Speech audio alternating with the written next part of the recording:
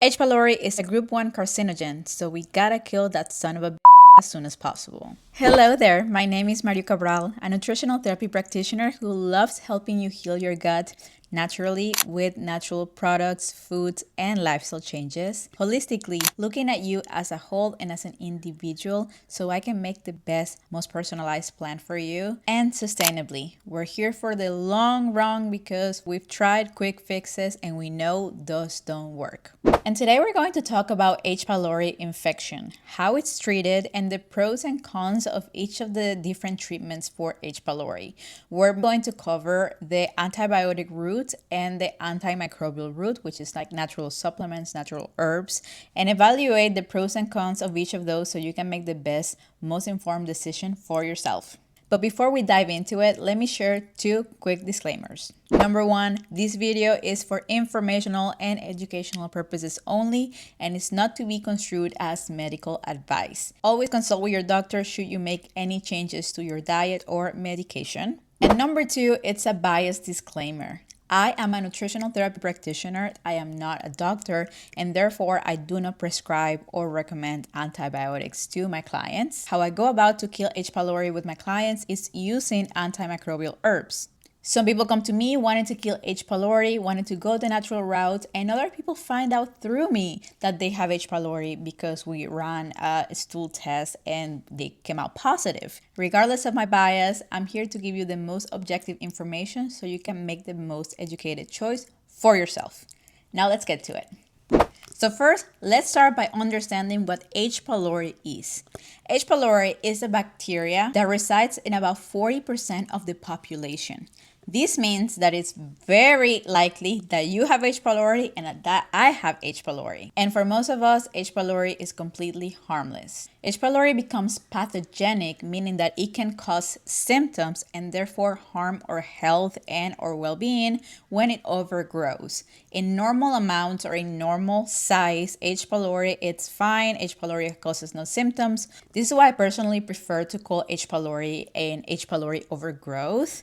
Some people call it an H. pylori infection, and while that's not wrong, we don't typically get just infected by H. pylori all of a sudden. It is a bacteria that resides in us, and it just can continue to grow and grow until it gets out of hand. And that's why I prefer the term overgrowth. And when overgrown, H. pylori is a type 1 carcinogen, meaning that we know for a fact that it can cause gastric cancer or multiple lymphoma.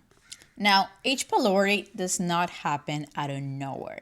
It's not that, oops, like you ate something and you got H. pylori. That's not how it works. More than anything, this bacterial overgrowth is a combination and the result of poor dietary choices throughout your life. And that doesn't mean that you may be eating unhealthy. Sometimes poor dietary choices means not eating enough nutrients. And lifestyle factors that are just not the healthiest either, like spending hours without eating or having a lot of stress without proper coping mechanisms or outlets to actually manage that stress. And also overuse of over-the-counter and prescription medications that damage the gastric mucosa can also contribute to an overgrowth of H. pylori. So I like to say that oftentimes H. pylori is the result of us ignoring the many cries for help that our body has given us throughout the years.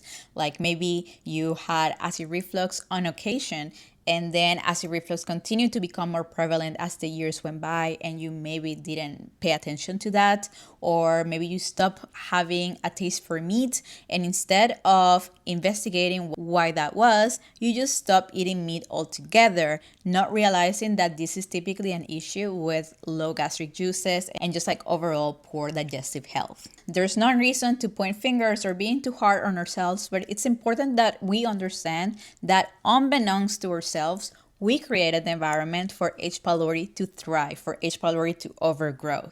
There are many different things that can prevent H. pylori from growing, which is a proper diet with enough nutrients, which is enough gastric juices, digestive enzymes, stomach acid, managing stress, so many different things. So once we eradicate that bacteria, we cannot go back to our old habits because 4% of the population get reinfected with H. pylori after it's been eradicated. And we don't want to be part of that statistic.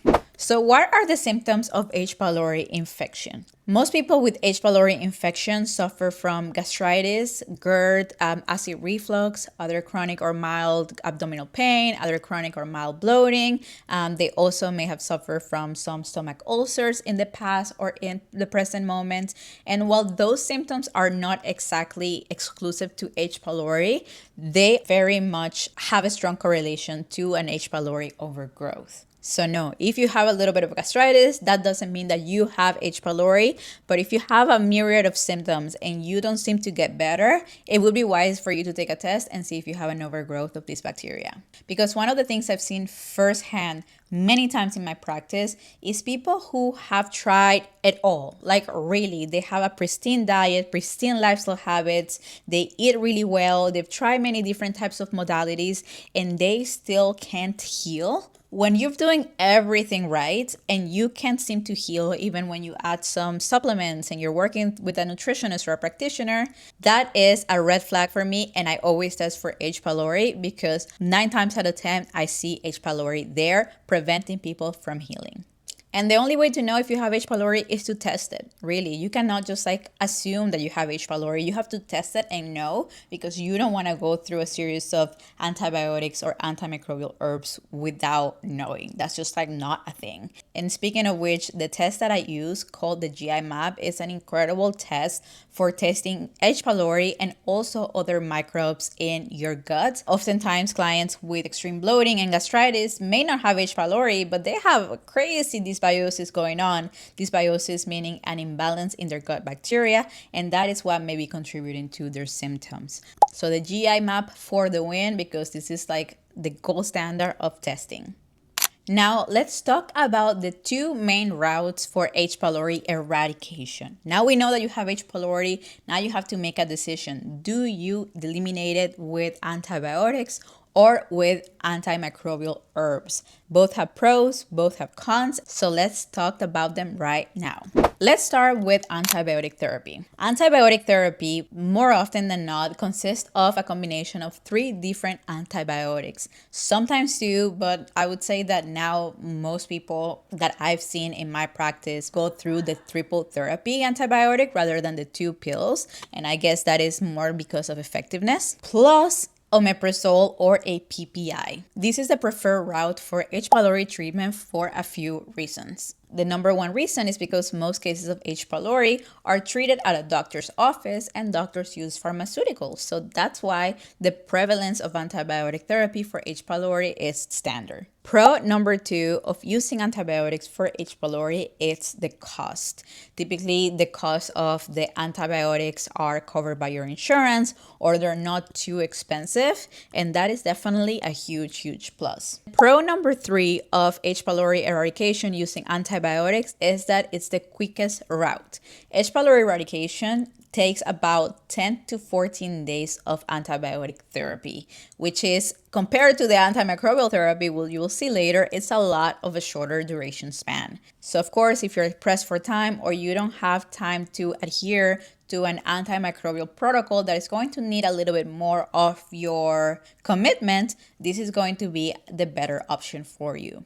Now let's talk about the cons of H. pylori eradication with antibiotics. The number one con of H. pylori eradication through antibiotics is how nasty the side effects get. Honestly, clients report that they just feel nauseous all the time, that they have bad headaches. Obviously, this doesn't happen to everybody, but it happens. It's a thing. So that is the number one thing against the H. pylori eradication with antibiotics. The number 2 thing that I don't like about antibiotics for H. pylori is that it requires you to be on a PPI for the duration of your treatment. And because it is necessary for the PPI to be there for the antibiotics to work more effectively, which is fine, but PPIs also kind of give you this fake sense of relief because yes, you're killing the bacteria, but you're also suppressing all the gastric juices. So you think that you don't have any symptoms, but then once you get off the PPI, you might still have lingering symptoms of acid reflux, GERD,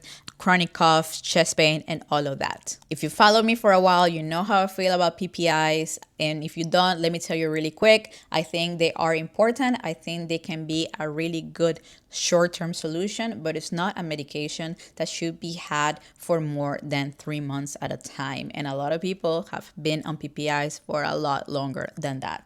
And then the number 3 con of antibiotics is that it is advised that you go on a low nickel and a low salt diet, because I guess nickel and salt both can increase the size of the bacteria, or the bacteria can reproduce, and therefore it can prevent you from fully healing or from fully eradicating. So this is just to increase the effectiveness of the antibiotic protocol. And now number 4, and the last con of antibiotic therapy for H. pylori, is that there are certain antibiotic resistant genes, and you may have 1 or 2 of those. The thing with being resistant to certain antibiotics is that typically people don't run tests for that. So you wouldn't know that you may be resistant to amoxicillin, for example, until you retest and you notice that the H. pylori bacteria is still there. It's just that you were resistant to that antibiotic. Let's just rotate. And I want to give a shout out again to the GI map, the test that I use with my clients, because they have a full page with antibiotic resistance genes for H. pylori. So once you test for H. pylori and we look at your poop and we look at all the different things in your microbiome, we would also know if you have antibiotic resistance genes, should you want to go the antibiotic route. It's super helpful. It's always a win. I love that test.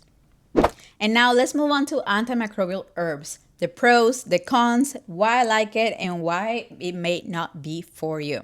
Like I mentioned in my bias, antimicrobial therapy is my go-to because obviously that's what I can practice. But I also wouldn't lie to you. If I thought that antibiotics were better, then I would tell you that. But I think the antimicrobial are better for a myriad of reasons. But I want us to start by looking at the cons of antimicrobial therapy first. Now, antimicrobial therapy is my preferred method. I said that before, but some people get it wrong a lot of the times. The thing about the online space is that there's a lot of misinformation, there is a lot of access, and there is a lot of bad quality products. And I beg you, remember that H. pylori is a type 1 carcinogen and you don't want to mess with it. If you want to kill H. pylori naturally, you have to go through a practitioner. You cannot DIY it. I know that some people don't want to be on antibiotics, but I'd rather you to go on antibiotics than to try to do this by yourself. That's just not going to fly because this is your health. Some people think that mastic gum alone or oil of oregano alone are going to help you heal and kill this bacteria, but typically that's just not the case. If you have an overgrowth on H. pylori, if you're positive for H. pylori, then you need a series of different types of herbal supplements. We're talking 5 to 10 herbal supplements, and they need to be really, really good quality so they can be potent enough. No worries, you don't have to take 10 pills. There are formulations out there that have all the different supplements in one capsule, but nonetheless, you cannot just think that you're gonna kill H. pylori with mastic gum alone. That's just not a thing. Now let's talk about the cons of antimicrobial eradication for H. pylori. And this is a huge turnoff for some people, but if you're committed to your health, it might not be. But what I'm about to say is that the protocol is 12 weeks long. It's about 3 months long, and you need to take your herbs every day. So obviously it's a lot more than antibiotic therapy, but I'm telling you there's a reason for it. But if you're pressed for time, I get it, it might not be for you. And the number 2 con that I see for eradicating H. pylori naturally is the cost. Because it's over the course of 12 weeks, you're going to go through a few bottles of the supplements, and a good supplement with good quality times 3 months can add up very quickly. There's some ways around it to make it cheaper, like typically practitioners have a discount on these supplements. I have a 10% discount on all my supplements. There's people who can use their FSA or HSA accounts for those things, but that is definitely different than the antibiotic therapy.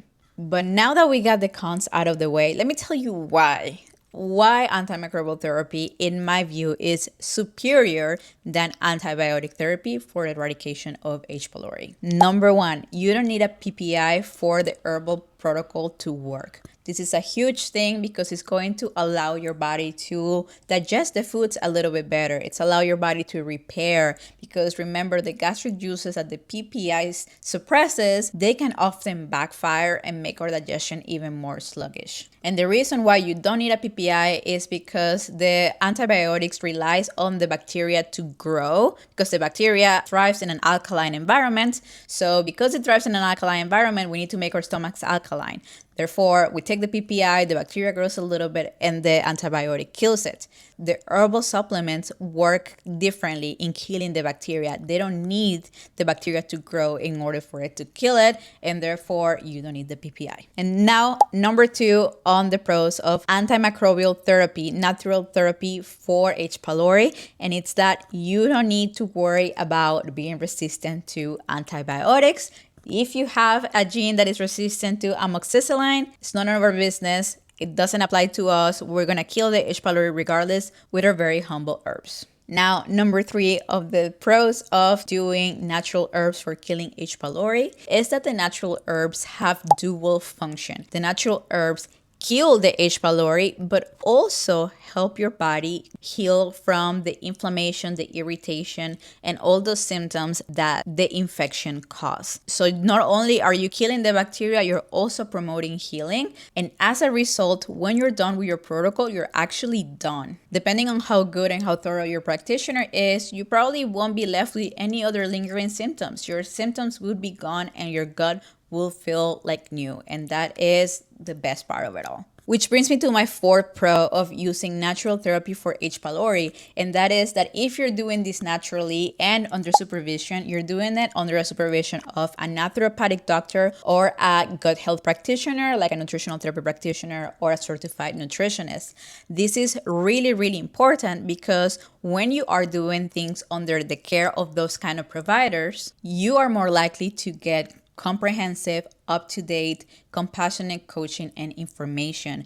These type of practitioners, like the practitioner that I am, we are very passionate about helping you use food as medicine so the bacteria doesn't grow again. So you create an environment for that bacteria not to thrive. You also get your voice heard. You also get to discuss other symptoms and optimize your health. And all of these in a way that just like a regular doctor's appointment, a regular doctor's visit doesn't allow for. There's no space for bio-individuality at a doctor's office as of 2025. In fact, you may feel right now gaslit by your doctor or not fully heard. And honestly, it's not their fault. It's just like by design, that's not what they're there to do. But you have options. Look for nutritional therapy practitioners. Look for naturopathic doctors. Look for practitioners that test with the GI map. These are all going to be much better options and much personalized support than going to the doctor's office alone. And now to close, I want to say that it is very, very common for people to think that H. pylori is to blame for every single thing that went wrong in their gut. People think that by killing H. pylori, their gut is going to get back to normal and they won't have any symptoms and they won't have any bloating and they will have the perfect gut that they once had when they were like 20 years old. And that is not always the case. In fact, that is not often the case. Some folks, after going through H. pylori treatment, still experience gut issues. Maybe not as disruptive like abdominal pain every single day of their lives, but some lingering symptoms such as like burping or gas or just like being dependent on the PPI because otherwise you continue to have acid reflux. This is all very normal because H. pylori is not a root cause. H. pylori is a symptom that makes all the other symptoms worse, but a symptom nonetheless. Remember what I said at the beginning of the video. There's a reason why your body was prone to an H. pylori infection, and that needs to be addressed through nutritional therapy. So if you want to kill your H. pylori overgrowth using the herbal route, you know I support it. I think it's the best choice. But if that's not available for you, or maybe you already went through your antibiotic therapy and you for sure are negative from H. pylori, but you still have some lingering symptoms, work with a certified practitioner that you trust. It's going to be a game changer. And if you're interested in one-on-one coaching or in getting a GI map done, or you just want to learn more about what this process could be about, I'm going to leave leave all the info below in the description of this video. And this is it, my friends. I've done so much talking about H. pylori, about gut health. Now I want to hear from you. Do you suspect H. pylori? Do you have any other gut issues? Let me know in the comments below, and I would love to keep the conversation going. Until next time.